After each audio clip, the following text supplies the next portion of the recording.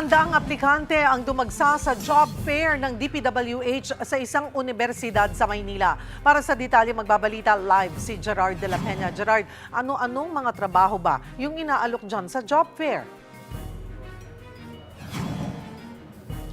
Cheryl, ito na yung pangalawang job fair na ginawa ng Department of Public Works and Highways para makahikayat ng mga batang engineer at accountant na sumama sa kanilang hanay. Sa pagkakataong ito ay dito ginawa dito sa De La Salle University, Manila na kilala sa kanilang engineering at accountancy programs. Ayon sa DPWH, nasa 500 aplikante na ang nagsumite ng kanilang applications para sa permanent positions na Engineer 2 at Accountant 1 and 2. May mga contract of service positions din katulad ng Project Evaluation Officer, Administrative Officer at Administrative Assistant.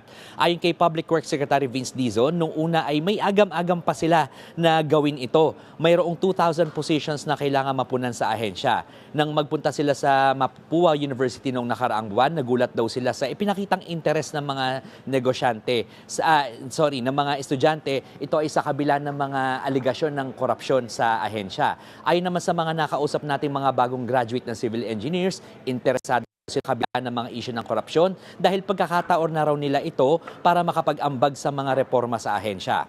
Matapos sa Mapua at sa Lasal, nakatakda ring magsagawa ng job fair ang DPWH sa Ateneo de Manila, Batangas State University at pati na rin sa Bulacan State University na kaharap lang ng DPWH First District Engineering Office. Cheryl, natanong din kanina si Secretary Dizon tungkol sa kahihinatnan ng mga investigasyong ginagawa nila. Ngayon nagbo-wind down at nakapagsumite na ng accomplishment report ang Independent Commission for Infrastructure. Ang sinabi naman ni Secretary Dizon ay oo nga, malaking tulong sa kanila yung may kaagapay sila sa pag-iimbestiga. Pero sabi niya sa ngayon buo pa naman daw yung technical working group na kasama ang DILG, PNP at ang AFP para tumulong pa rin sa kanila sa pag-iimbestiga dito sa flood control scandal. Cheryl. Gerard, balikan ko lamang yung job fair. Dito lamang ba yan sa Maynila nila gagawin? Or maging sa Visayas and Mindanao ay magkakaroon din ng job fair?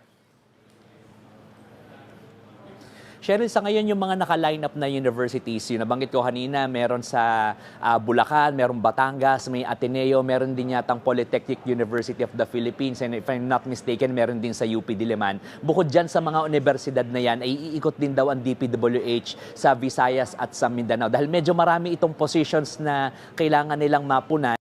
At sa ngayon nga, siguro sa tansya nila, 1,000 applicants na, both sa Mapua at saka dito sa Lasal. Pero hindi pa nila nasasabi kung ilan na yung nakuha sa mga ito. Sherry. So, hindi rin on-the-spot hiring to? Walang ganun? So far, Cheryl, wala tayong impormasyon kung may on-the-spot hiring. Walang sinabi pa sa amin ng DPWH tungkol dyan. Pero sa ngayon, ito nakita nyo dito sa aking likuran, ay ini-interview na yung ilang mga aplikante dito. Cheryl.